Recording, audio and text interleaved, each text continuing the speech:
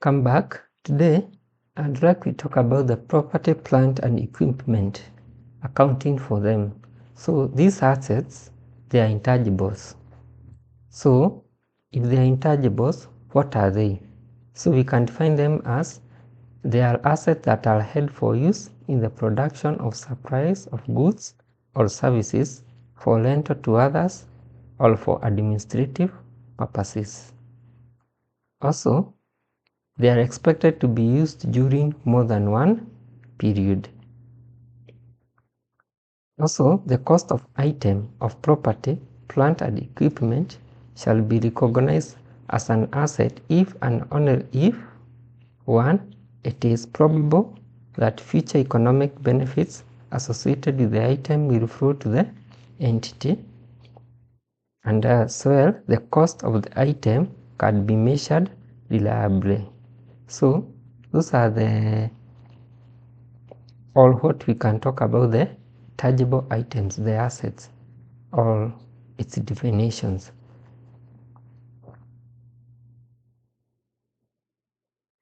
So let's continue with the definition. We have the measurement and recognition.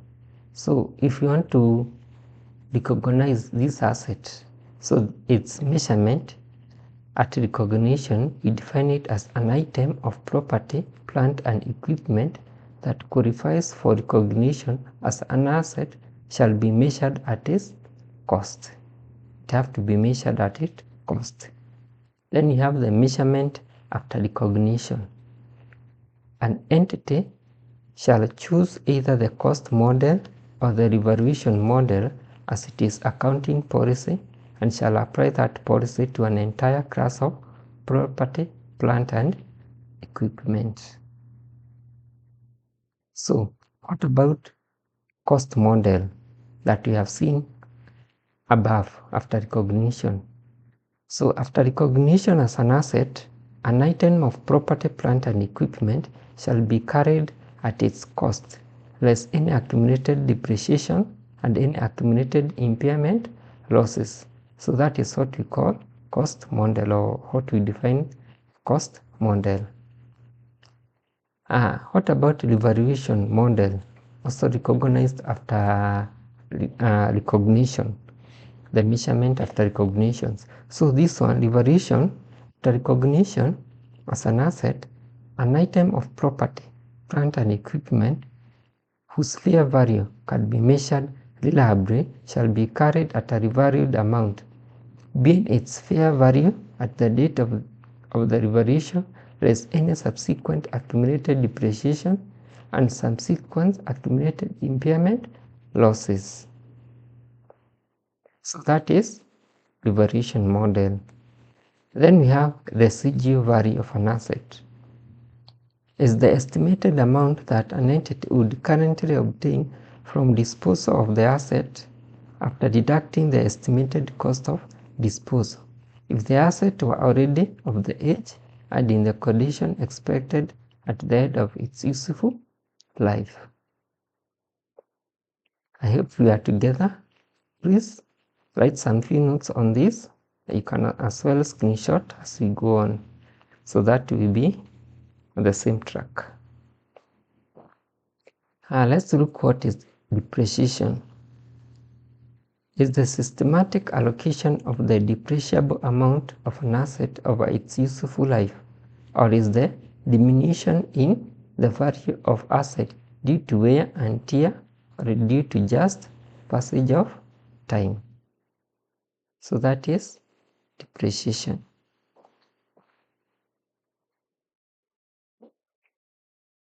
So what are the factors that cause depreciation?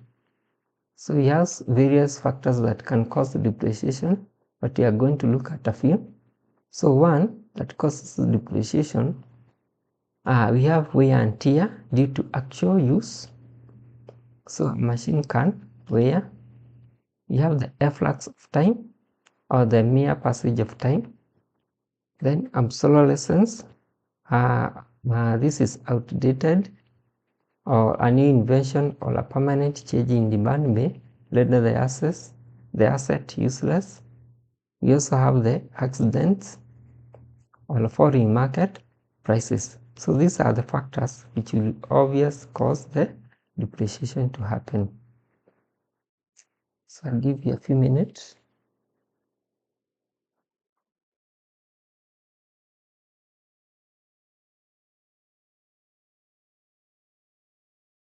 Let's continue. The basic factors in depreciation calculation. So in order to calculate the depreciation, so you have the basic factors that we have to consider. One is the cost of the assets. So the cost of the asset must be considered. Then the estimated residual or scrap value at the end of its life. Then the estimated number of years of its life. They have to be considered. And these are years which is likely to be used by the farm. So they are the exact years of its useful life being used by the farm. What are the objectives of providing depreciation? So what are these objectives that will help in providing depreciation?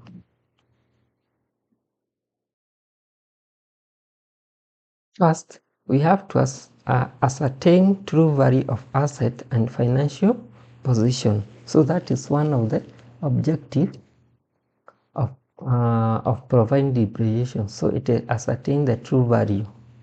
Then make provision for replacement of honored assets. So assets have to be replaced. To calculate correct amount of profit or loss. So the profit and loss calculation, you have to show the expense or cost incurred to earn revenue must be charged to the profit and loss account for the purpose of correct computation of profit. Then you have to compute cost of production. So you have to compute the cost of productions. Comply with the legal provisions. So you have to comply with the legal provisions as well as to avail of tax benefits. So it will show more profits if the provision is not charged on assets. So the income statement can be overstated.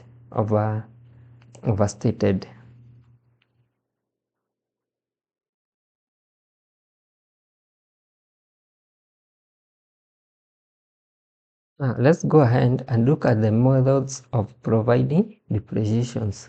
So we have various methods of providing this depreciation. So we shall look at a few. So first, we have what we call fixed percentage on original cost, or fixed installment, or mostly it is known as the straight line method. So this one is a suitable percentage of original cost is written off the asset every year. So a suitable percentage, it is constant, it is written off every year. So its formula, it is cost minus the estimated scrap value all over the estimated life of that asset. Then you have the second one called fixed percentage on diminishing balance, or the reducing balance method.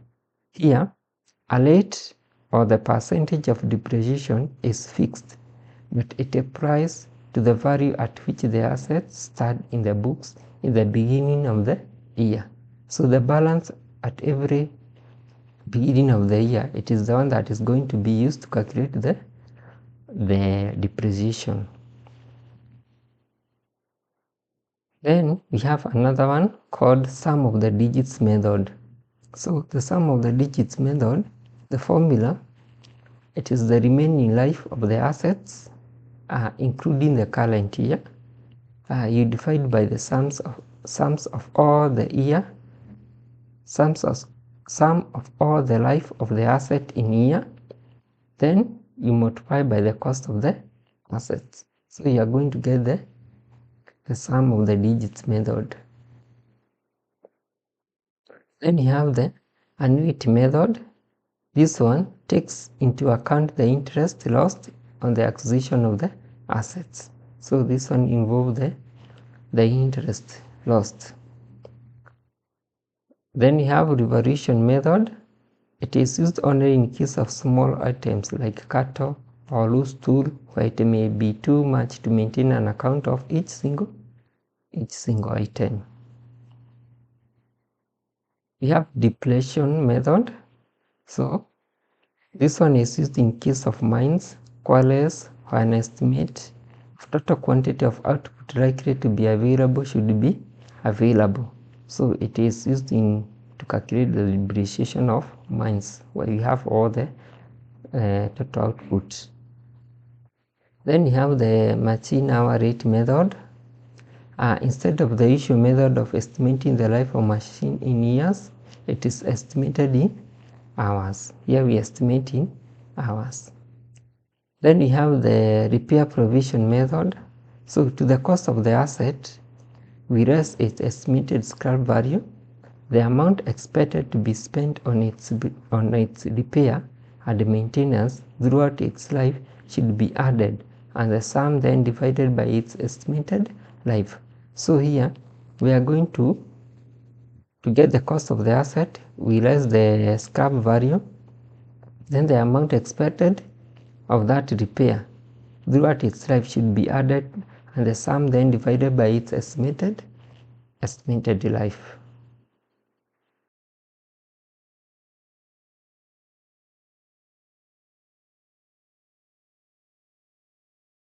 And then we have revaluation of non-current assets. We had repair provision method. The next one is insurance policy method. So this one refers to the system that insurance company used for handling, issuing and managing insurance policy. Then the last one, it is depreciation fund method. A fixed amount is debited every year to depreciation account or profit and loss account. It is credited to depreciation fund account instead of asset account. So the asset is shown at its original cost in the books in every year. So here we are dealing with the depreciation account, which is credited to the depreciation fund account instead of the asset accounts. Wow. That is what all about the methods that you can use in calculating depreciation. So let's look at the revaluation of non-current assets. So non-current assets are held by an enterprise for the purpose of producing goods or rendering services, as opposed to being held for resale, the normal course of the business. So the purpose of revaluation is to bring into the books the fair value of the fixed assets. We are together. If you have any questions regarding any of the subtopic, please comment below and we are going to look at it. So we also have the reasons for revaluations. So why do we do revaluations? First is to show the true rate of return on capital employed on these non-current assets. Then to show conserve adequate fund in the business for replacement of fixed asset at the end of their useful lives. So you have to conserve adequate funds. Another one is to show the fair market value of assets which have considerably appreciated since their purchase, such as land and buildings. Also, to negotiate fair price for the assets of the company before merger with the acquisition by another company. Another reason is to enable proper internal reconstruction and external reconstructions.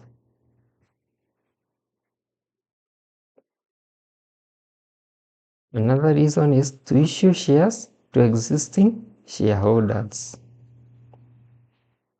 Also, to get a fair market value of assets in case of sale and leaseback transactions. Also, when the company intends to take a loan from the bank's financial institution by mortgaging its fixed assets.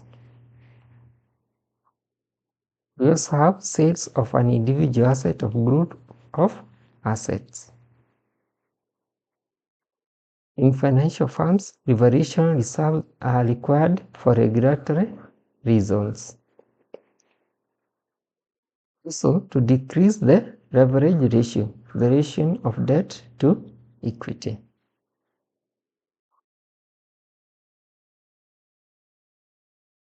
So that is all about liberation. Now let's look at the property, plant and equipment movement schedule. So the property, plant and equipment schedule is a summary report on the balance and transaction of the assets and provision for depreciation account as per the requirements of IAS 16 to be reported in the published accounts of company. So that is all about the property, plant and equipment. So the format is as follows. So we have the title, the property, plant and equipment movement schedule format. So we always have the cost variation, so and the non-current assets. So we have the freehold property, leasehold property, plant and machinery, features, furniture and fittings, as well as the total. So we start with the balance at the year. So we can estimate that is 1st January 001. So all the balances of all the properties. So for the leasehold, we can have the long lease and the short lease. Then all the additions, any addition that we did and its total. All the revaluation gains, all the revaluation amount we did that year. Reclassifications, all we did, all the disposals, and then balance us at that 1st December of that year. Then below we are going to discuss on the depreciation or the amortizations. We have the intangibles. So the balance as at January that year, let's assume it is 2010. So we can have all the balances, then charge for the year. So we are going to calculate that so that we bring all the amount for the charge for the year here. Then we have the revaluations and also the eliminated on disposals. So all the elimination on disposals. Then the balance at 31st December of that year 01, and also we have the net book value for the previous year and the current year. So we are going to get all that. So in order to understand this, we shall tackle a question and we see how we can handle this. So this is the formula, and necessarily not all the cost variations that we put. Some we skip. So during the reclassification, there is where some of the non-current assets are transferred into different classes, e.g. some properties held under long leases over 50 years would be transferred to short leases classes when their term becomes less than 50 years. So this is all about the reclassifications. So we have the long leases, the property are transferred from, if they have 50 years and more, to short leases less than 50 years. So that is what we call the reclassifications. So let's continue. Then we can also talk about the control accounts or the total accounts. So the control, they control a section of the ledgers. So they contain totals of posting to the individual or personal account which it is controlling. So those are the what we can say about the total accounts. So let's start with the first one, the sale ledger control account. So this one can also be known as trade receivable control account or total debtors account. So it contains all entries for the total of all items posted to the individual debtors account. Okay, its format is as shown. So on the debits on the left hand side, you have the balance brought down of the total debit. Then we shall also have, so this total debit, the balance brought down, it's the total debit balance from the previous period. Then on the left side, we also have the final credit sale for the period. So the final credit sale, we also have the refunds to customers, bad debts recovered, and also dishonored check. So those are the things that we put on the left hand side. On the right hand side, credit side, so we have all the total credit balance of sale ledger brought forward. So the total credit, then you have the cash received from debtors. You also have check received from debtors, total return inwards, discount allowed, bad debtors written off, cash received from bad debts recovered, allowance to customers, purchases ledger contra.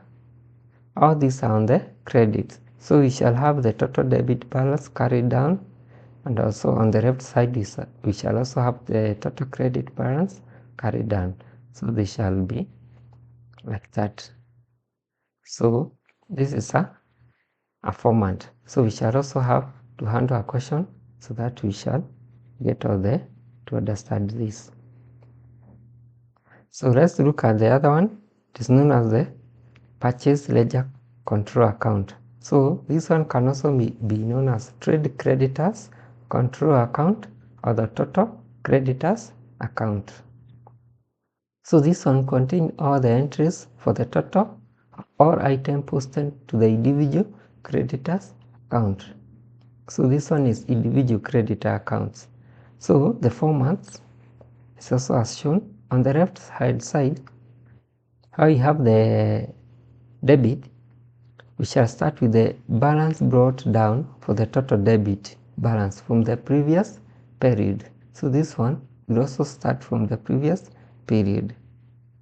Then you have the total checks paid to creditors, total cash paid to creditors, total cash discount received, allowance by suppliers, sale ledgers contra, and total return outwards. So on the right hand, we have on the credit side, we have the total credit balance of the purchase ledger brought forward. Then you have the total credit purchase from journal, also referred from suppliers.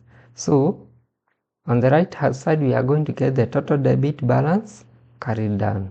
On the left hand, total credit balance carried down. So this is a format. We also going to handle an example so that we get all the information. I hope everyone is cool and we are together. Please ask any question on the comments and I shall come back to you. So let's continue.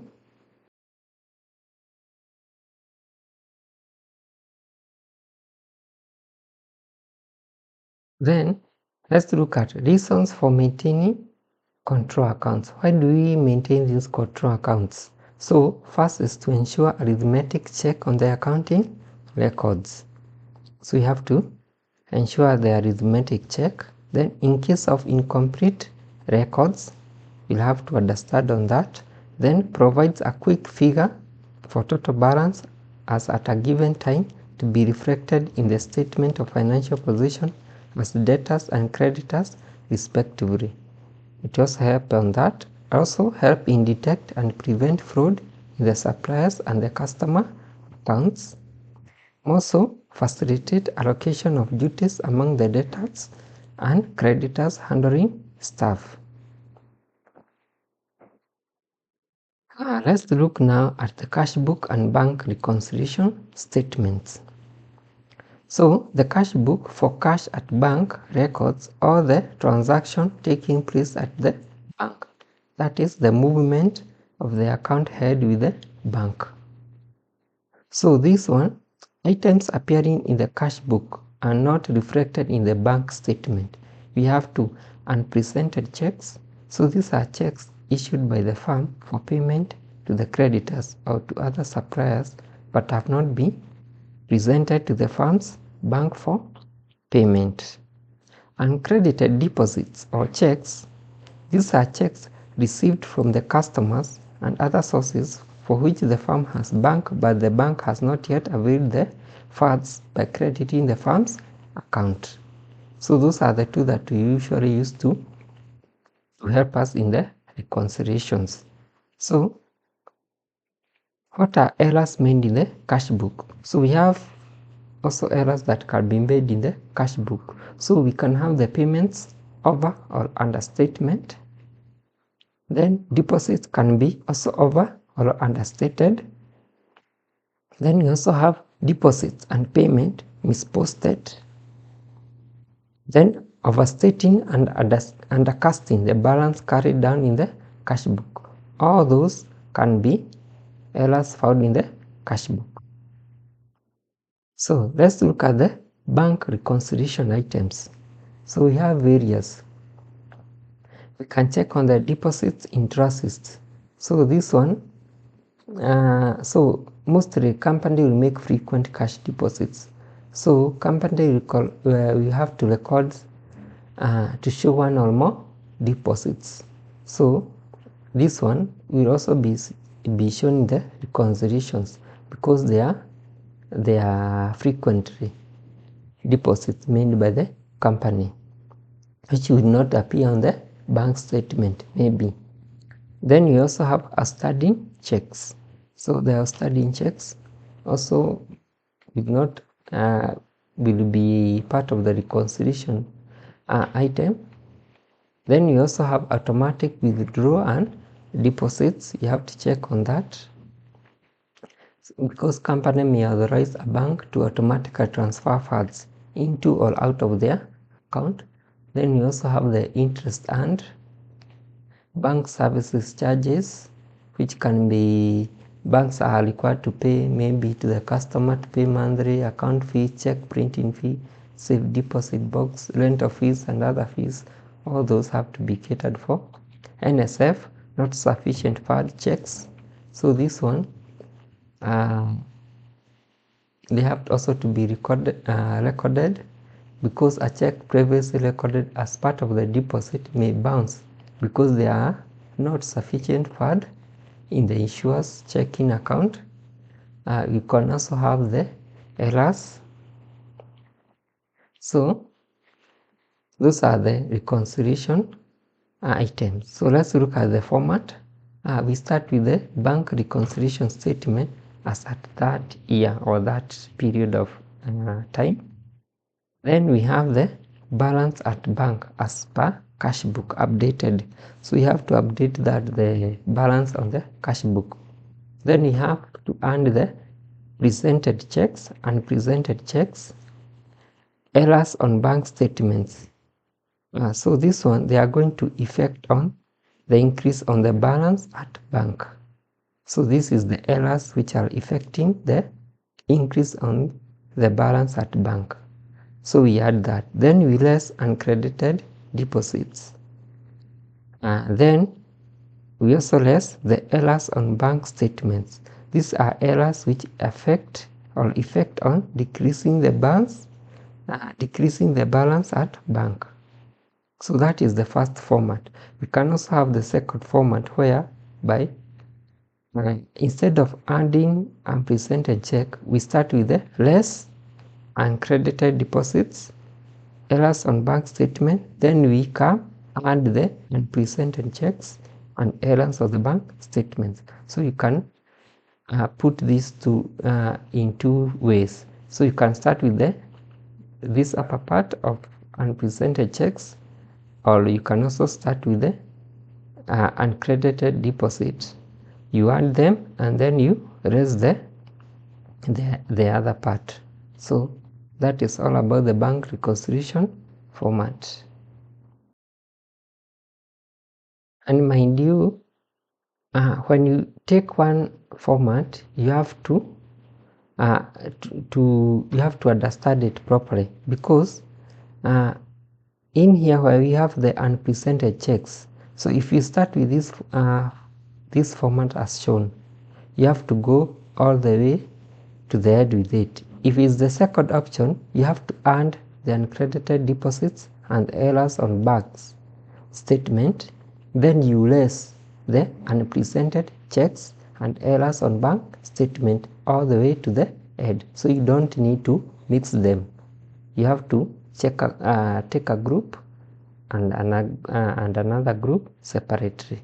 So you can utilize this format, or the one that I've explained, whereby you start with the adding the uncredited deposits and erasing the unpresented checks and the errors of the bank statements.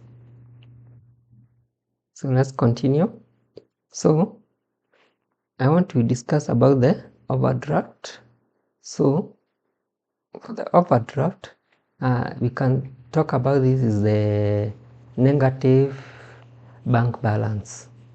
So this one, an overdraft occurs when money is withdrawn from the bank account and the available balance goes to below zero. That's why I'm talking about the negative balance. So which are the reasons for overdraft? Intentional short-term loans. So that is also another cause. Then failure to maintain an accurate account register either by the firm. Then ATM overdraft, you also have that. Temporary deposit holds. This one, a deposit made to the account can be placed on hold by the bank. We also have the unexpected electronic withdrawals. Then we also have authorization holds. Then the bank fees, and as well as paying the fruit. So where the account holders make a debit while insufficient funds are present in the accounting, believing that they will be able to make some deposits at the end before the debits clears, and they do not do so. So those are the reasons for the overdrafts. We also have the return check deposits. So account holder deposits a check or money order, and the deposited item is returned due to non-sufficient fund, or either closed account or being discovered to be counterfeit, stolen, altered, forged, or that. We also have another reason for overdraft: intentional fraud. Then we also have the bank errors, victimizations. The account may have been a target for identity theft. Then we also have the intraday overdraft. This one occurs when the debit in the customer account resulting in an overdraft, which is then covered by a credit that posts to the account during the same business day. So those are the reasons for overdraft account. So for now, I think now we shall look at some of the examples so that we can be able to understand. So anybody having any questions as we continue?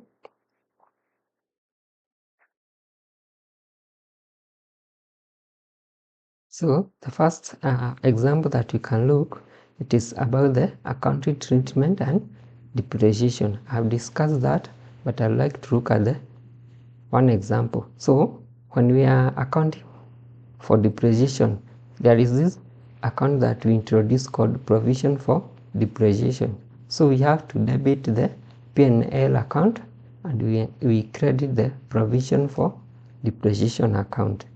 So that is another account that we introduce during depreciation. So let's look at the illustrations. So a company started a business on 1st January 1999 and the financial year ending being 31st December. Here you are to show the plant account, provision for depreciation account, and then the balance sheet extract for each year, 99, 2000, 2001, and 22. Then the machinery bought was on January 99. We have the for 8,000. 2000 we bought 2, each for 5,000 on 1st July. Then 1st October another one for 6,000, and 201 we don't have. 202 another one for 2,000.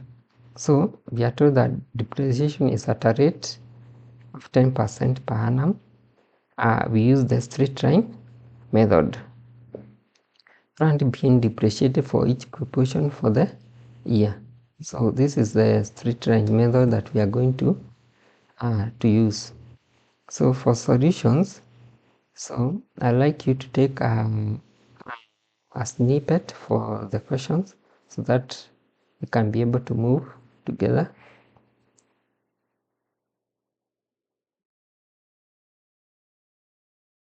So I think you have done that.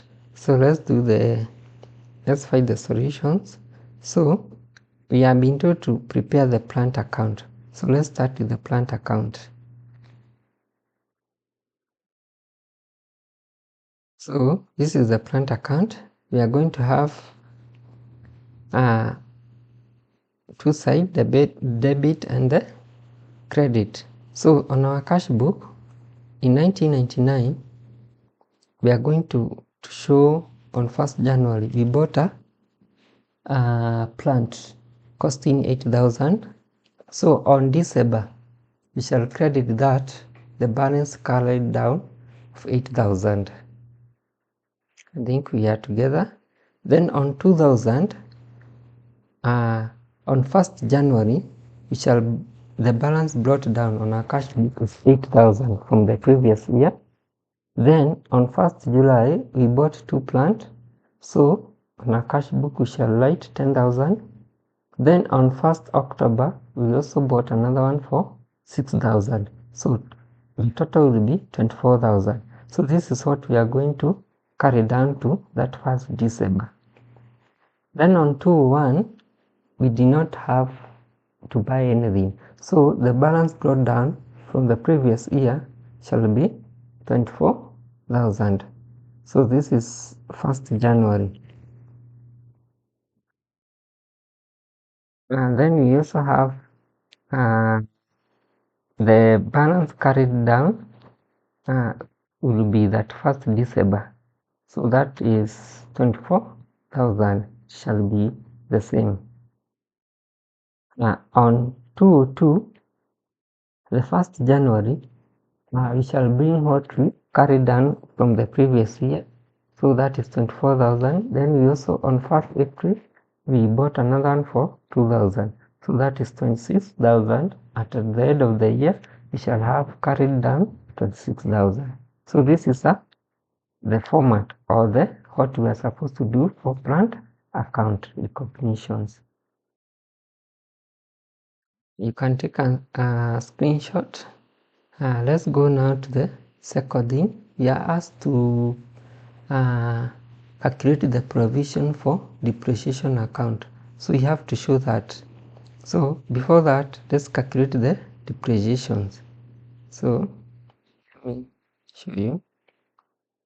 So we are going to calculate the depreciation, which will help us in providing the provision for depreciation of account. So we shall start with the first year. We have been told that the depreciation rate is 10%.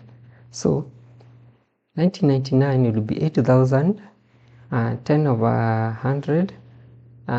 It was bought on 1st January, so it is under 12-month period. So 12 over 12. So that one is going to give us 800. So the accumulated depreciation will be 800 for that year. So then we go to 2000. The same plant was there in 2000. So we calculate another depreciation for that account, for that plant, of 8,000, the 10% for the next 12 months. So it will be 8,000. Then on 1st July, we bought 2 plant, 5,000 each, for that is 10,000. So the period was 6 months since it was bought on July, so it will give us 500. Then we also bought another one on 1st October, which is going to give us 3 months, so we get 6 months of 10%. In 3 months 150, so we add the depreciation here, we are going to get 1450 as the accumulated depreciation. On 2001 we saw it is we carried down 24,000 for all the items, so we calculate the depreciation using the whole 12 month, so we are going to get 2400. And also in 202 we shall also calculate the balance brought down for 24,000 for the whole year, which is 2400, and also the 2000 which we bought and planned from 1st April, so that is 9 months, so we shall get 150. We add to get 2550, so the total accumulated depreciation will be 7,200. So this is all about the calculated depreciation. So any questions as we continue, please indicate on the comments. So you can like that as well as get a screenshot as we continue, so that now we get to show the provision for depreciation account.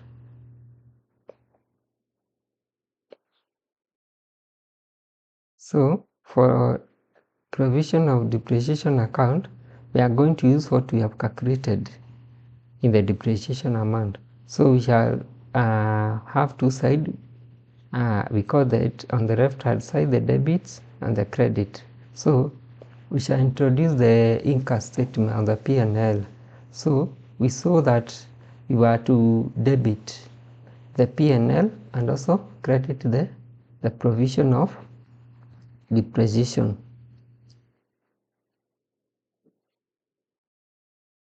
So in 1999 the balance carried down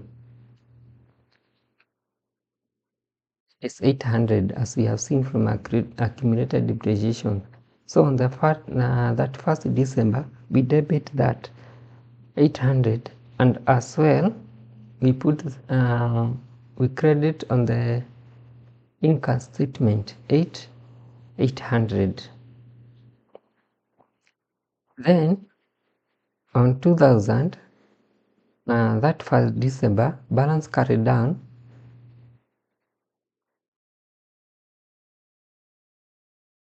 will be 2250, because on 1st January we brought down the 800, we are going to credit this side. So and the income statement we saw on our calculation for depreciation was 1450, so when we add both of them we are going to get 2250, which is the balance carried down on 2000.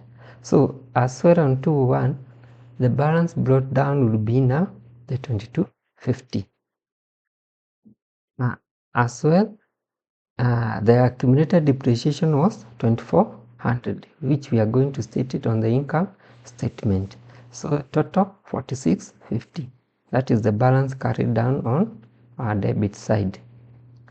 In 202 the balance brought down will be 4650 plus the income statement, which we saw was after calculating, which will be credited on 2550. So the balance carried down will be, starting these two, will be 7200. So they are going to be equal. So this is the provision for depreciation. You have to show the income statements as well as the provision for depreciation. Since we were debiting the income statement, when we come to provision of depreciation we are going to credit it. Okay, any question from that? Let's continue. So our last thing that we are being asked is to provide the balance sheet extract for the year 1999 all the way to 202. So the balance extract, so these are non-current assets. So we are going to write the non-current asset. We have the cost, their cost, actual cost, accumulated depreciation, and the net book value after we have subtracted this. So in 1999, the plant we bought was for 8,000. 2,000, the plant accumulated the cost, the total cost was 24,000. 201, we never bought anything, the total cost was 24,000, and as well as in 202 the total cost was 26,000. So this, we are getting this from the plant account. If you can remember the plant account that we generated in our first question, this one. So these are the plant account or the cost that we are looking. Then we are going to get the cost from the accumulated depreciation. Accumulated depreciation, we are going to get it from the calculation that we have done from the calculating the depreciations. So you have to no, the accumulated depreciation, we are going to get them from the provision of depreciation. I'm sorry for that. So as you can see, the depreciations account or the provision for depreciation, we have 800, 2250, we have 46, and we have as well as 72. So since our cost is their total, also the accumulated depreciation need to be also in total form. So in 1999, our total was 800. So the accumulated depreciation is 800. When you subtract, you get 72. In 201, total 24. Total accumulated 2250, which give us 21,750. In 201, we have 24,000. Our total carried down was 4650. So we subtract, get 19,350.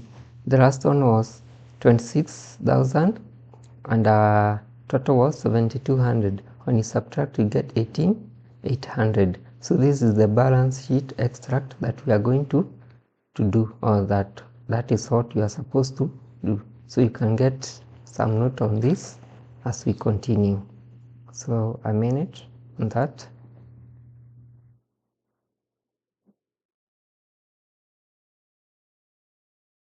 So let's continue.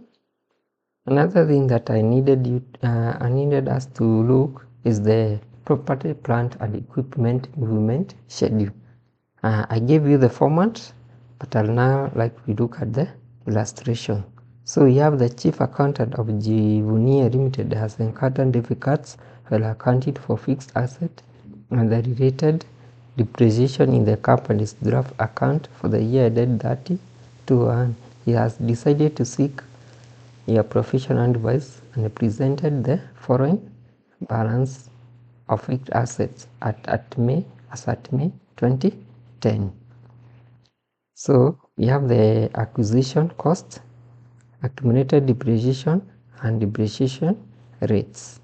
So furniture, trucks, plant, machinery, land, and buildings, their cost, accumulated, and the depreciation rates. Additional information. It is the company policy to write off cost of the asset using above percentage on costs.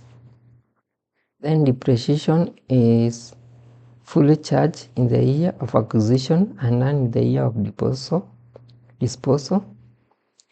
Then you have a 3-year-old machine acquired for 187,500 or sold for 15,750.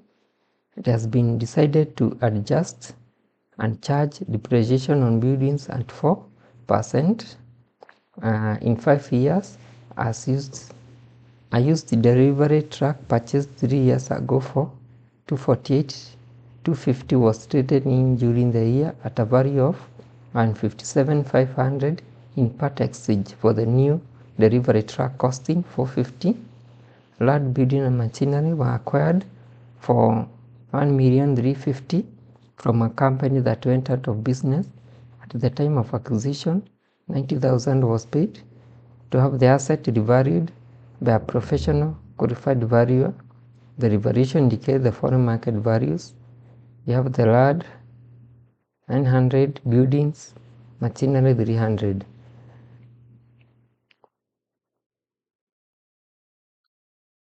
So required a schedule of movement of fixed asset as required by the chief accountant for inclusion in the company accounts for the year ended 30 April. So getting the screenshot for this, we are going to have to do, and we do the plant equipment movement schedule. So we have, there are three. So we have the cost variation. We have three non-current asset. We have the land building and machinery, and then we are going to combine them. Then we have the furniture on its sides, the motor vehicle, and then the totals. So we are going to start with the balance as at May 1st, 2010. So the balance as that was 13,007,500 for land building and machinery when you add all of them. So for furniture, we have 900. Its cost, motor vehicle, 3,525,000. And so the total, excuse for that, for the total, we have 17,512,500. And then we have the additions. We can start with the additions where we are being told that land building and machinery were acquired for 1,350,000, so we shall write that. Then we also have the motor vehicle. A new truck was obtained for 450. So those are the new additions. The total become 1.8. Then we also have the revaluation gains. So to calculate this, we are told that the land building and machinery were acquired for 1,350. 1,350,000. But as you can see above, after the revaluation, we had 900 for land building, 600, and machinery and 300. When you add this, become 1,800,000. So you have to subtract the total of from 1,350,000 of what we had acquired. So the revaluation gain that we are going to get, it is 450. We don't have any other revaluation gain for the other two. Then we also have the disposal. A 3-year-old machine acquired for 187,500 was sold for 15. So we are going to dispose that. And then also motor vehicle that was purchased 3 years ago for 248,250. So we are also going to subtract that. So we also have to get their totals. So balance at 30 April 2011 will be beyond this to get 14,700,000. Here you have 9,300, 7,026 and 750, as well as the total of 19 million. So we go to the next part of depreciation and amortizations. So here we are going to start with the balance carried down as of 1st May 2010. So in our question, we are being told that the balance carried down for the land building and machinery, when you add all of them, we get 4,755,000. Then you also have for furniture, which is 300,000, and also we have for truck or the motor, which is 1,470,000. So these are the accumulated depreciations. We can call them the balance since we are looking at the depreciation. So these are the balance on that date. So we are going to calculate the charge for the year. So the charge for the year, this we have to work out elsewhere. So that will bring the amount on the list. So I can show you how I have done for each of one of them. So we are going to start with the for the lad, we are being told that it has a depreciation rates for nail. So we are not going to calculate the depreciation for lad. So we are going to calculate for building, machinery, furniture, and motor vehicles. So let me show you the calculation or the workings.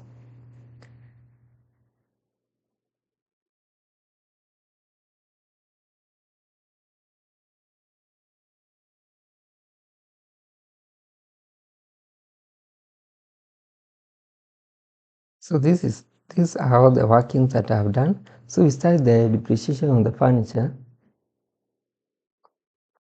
which we had the 900. So the acquisition cost 900,000. So the rate is 12.5. So we get 112,500. Then we have the depreciation on disposal. Disposed. So we are told that a truck purchased for 248,250 was disposed was purchased 3 years ago.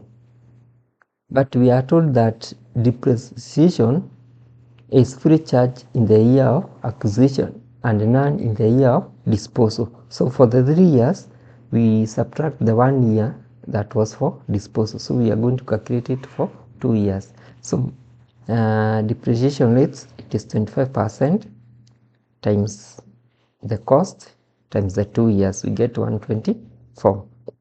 So that is for the depreciation on disposed delivery truck.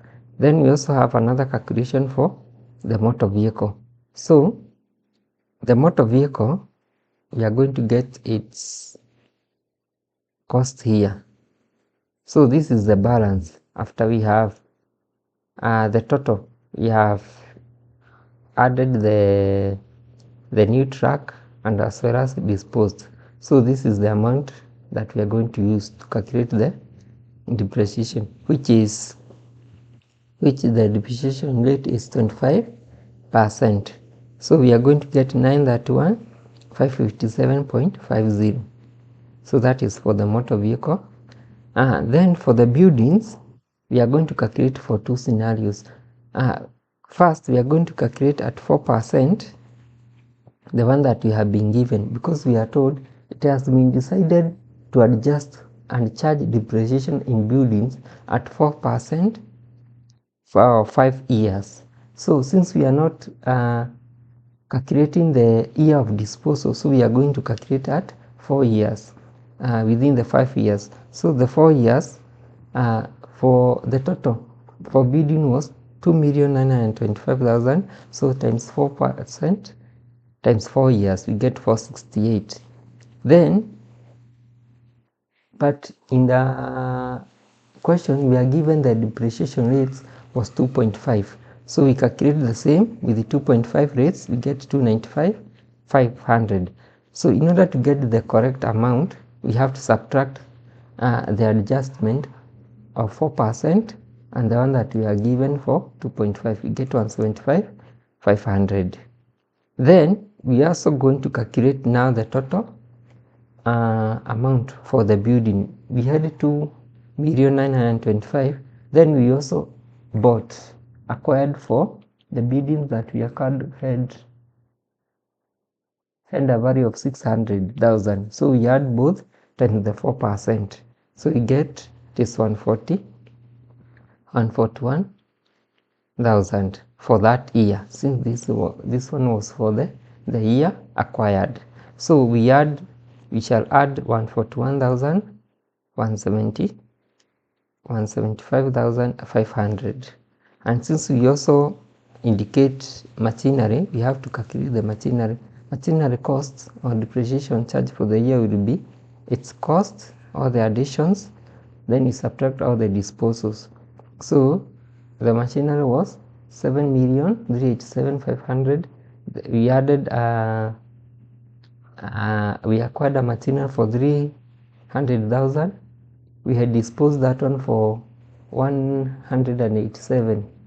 That is 3-year-old machine, 500. So our total was 7,500,000. So we multiply by a depreciation rate, which is 10%, we get 750,000. So, and finally, we also have to calculate the depreciation of disposed machine. So 10% of the depreciation of disposed machine was 187,500. So, and it was for a 3-year-old machine acquired. Since we are not calculating the year of disposal, we are going to multiply by 2 for the year of the 2 years, which we shall get that 7,500. So for the land building and machinery, we are going to add 750, 175,500, and 141,000. So we get charge for the year is 1,066,500. For the furniture, we got it is 112. For the truck or the vehicle, we got it is 901,687.50. So the total will be 2,110,000. Then eliminated on disposal, we have two. So we have the truck and the machinery. For the truck disposal, we got for the 2 years it is 124. So we have that one for the 124, and for the machinery we have calculated it after disposing the 187 for the 2 years, get 37. So that is all what we are supposed to do. So after we got this, so we need to add this. We add these two, subtract that, we get balance as at 30 April 2011. Now we are going to get the 5 million. The same for the furniture, for the motor vehicle, and then the total amount we are going to get that. So that is balance as at 30th April. What about now the net book value in the same year of the 30th April 2011? So we are going to get the balance as 30th April 2011. We subtract the depreciation of 5 million. So we get 8,916,000. We go to the furniture. So the 9 million, we subtract the 412,500, we get 487. The balance as at 13th April for motor vehicle, we subtract the 2 million, we get 1 million. Then the net book value as at 1st May 2010. So here we are going to get this, only the balance as at 1st May 2010, we subtract the depreciations. This one, the accumulated depreciation. So 30 minus 4 million, you are to get 8 million. 900 minus 900 minus this one 300, you get 600. 35 25 minus 11470, we get 25, as well as the total after you have added all that. So this is what you are supposed to do for that question on plotted plant and equipment movement schedule. So I can give you a minute to check on the to look at the solution for that and get some screenshot, as well as take the for the workings. So we have the workings there. So I can give you a minute for each.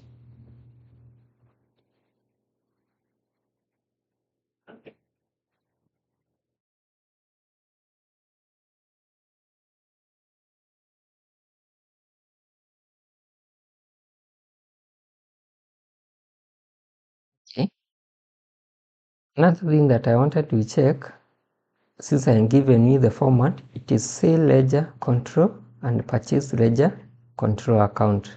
So let's look at the sale ledger.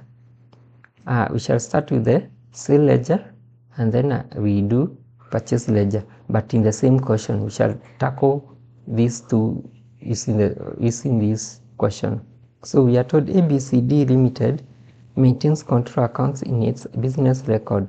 The balance and transaction relating to the company controls account for the month of December 2014 are listed below. So we have the balances, sale ledger, their debit and credit, and purchase ledger, same debit and credit.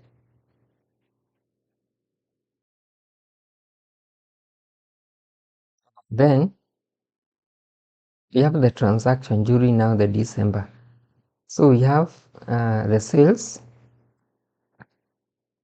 on credit, as you can see, and the amount, purchase on credit, return inwards, outwards, bill of exchange payable, bill of exchange receivable, checks received from customers, checks paid to suppliers, cash paid to suppliers, bill payable dishonored, charged on bill payable dishonored, cash received from credit customer, bad debts written off, cash discount allowed, bill receivable dishonored, balance at December. We have the sale ledger, it's credit, and purchase ledger, it's debit. So the first thing we should do, it is we are going to start with the sale ledger. So we are going to tick all the things that we are supposed to put on the sale ledger, and the rest shall be put on the purchase ledger. So let's go directly. So a minute so that you take the screenshot for that question.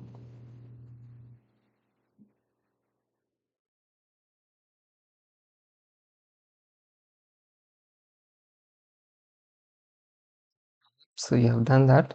So you are told post the trade receivable and trade payables ledger control account for the month of December 2010 and derive the respective debit and credit closing balance on that for December 2010.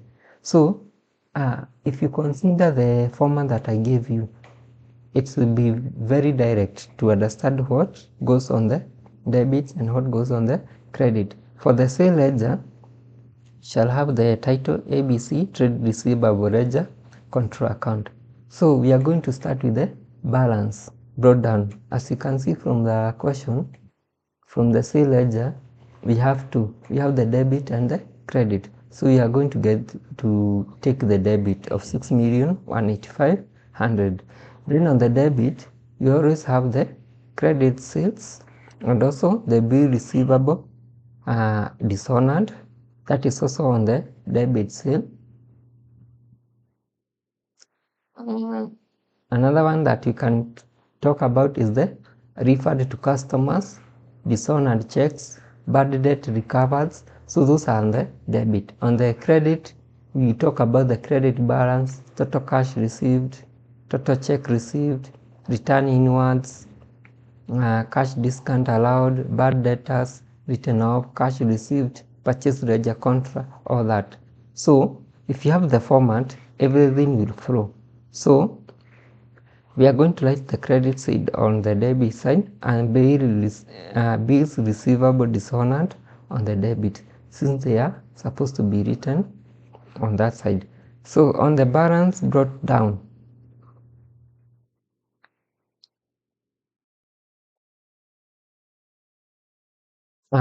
we on our sale ledger, on our credit side, from the question you have been told it is 52,500. So you input the 52,500, you record that. Then all the things that are recorded on the credit side, we can start with the return inwards for 203, bill receivables, all the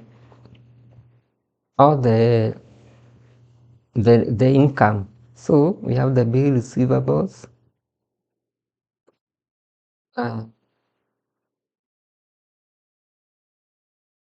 checks received of 7 million, cash received, bad written off, for 64 discounts allowed.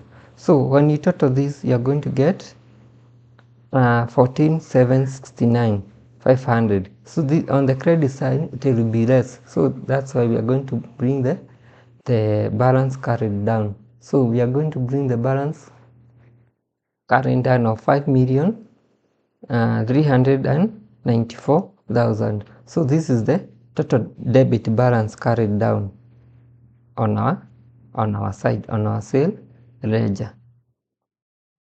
So I think that is enough. So any question on the sale ledger? The first thing to do is to understand the things to be recorded on the credit side and things to be recorded on the debit side. With that information, everything else will flow. So on our purchase ledger account, we're also going to have to do the same. So everything that was left will be on our purchase ledger. So ABC trade payables ledger account. So here we are going to start on the debit side and the credit side.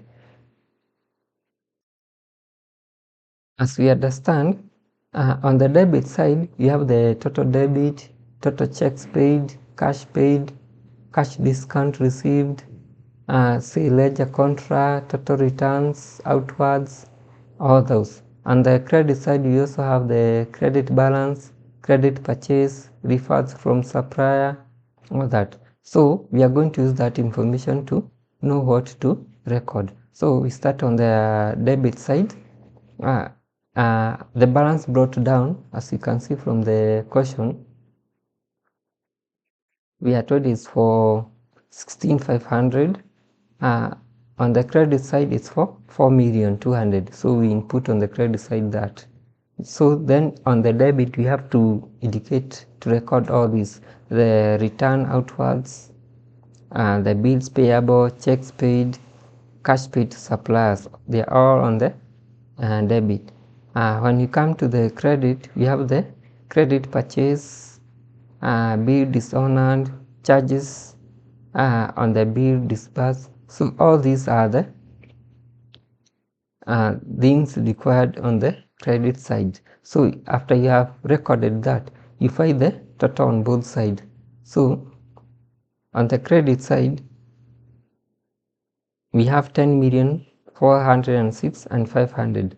The same comes to the on the debit side. So the debit has less amount, so it will have the total credit balance to be brought on the debit side of 4,355,000.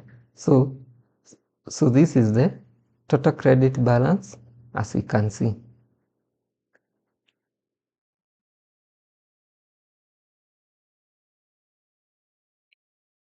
So any question pertaining this purchase ledger account?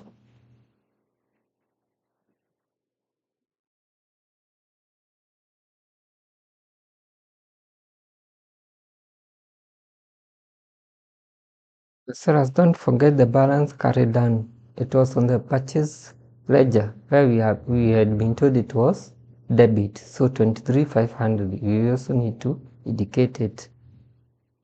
On the sale ledger, we did not have the debit. We only had the credit, which was supposed to be carried down.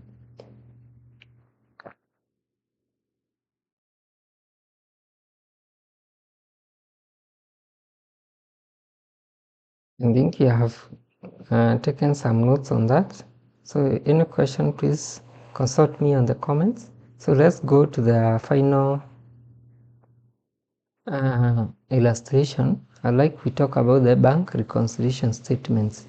As I gave you the format, so I'd like we look at the an example. So on July 10, Joseph Kahila, sole trader, received his monthly bank statement for December 2005. The statement shown as follows. So you have the balance, debit, credit, the balance. So the balance was 186,200 on December 1. So as you can see, we have some checks on electricity. So those are the debits. You also have those one on the credits.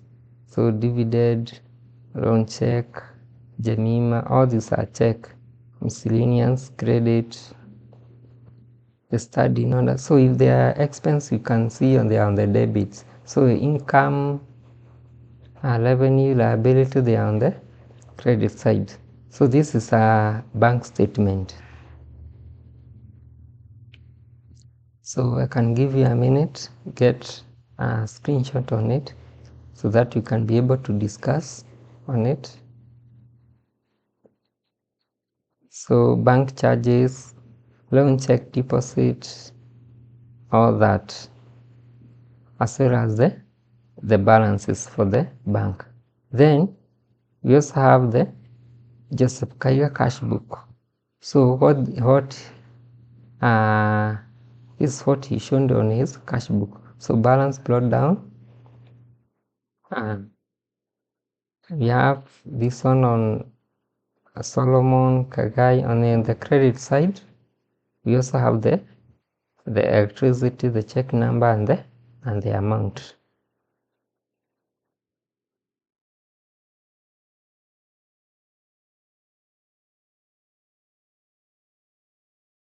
So a minute.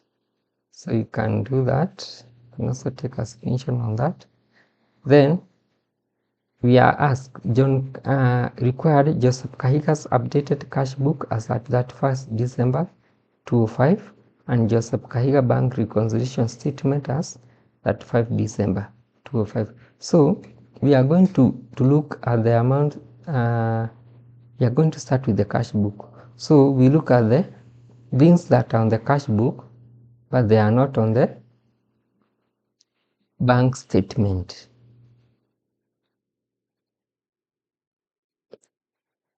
So we can start with the updated cash book. So the title, we are going to have Joseph Kahiga updated cash book as at 31st December 2005. So it's our T account. So from our cash book, the balance brought down was 179,300. So here, as you can see, there are things that are on the bank statement, but they are not on the cash book. So we are comparing things on the bank statement, but they are not in the cash book. So we have like dividend. Dividend is not on the cash book. So we are going to debit that since it's our income. So it is increasing our assets. So we debit that. Another thing that we can see that is on the bank statement, but it is also not in the cash book. We have the standing orders, bank charges, and also direct debit. So all these, they are liability. So we're going to credit them. So we credit that.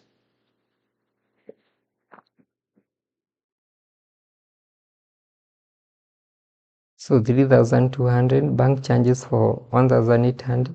You also have the direct.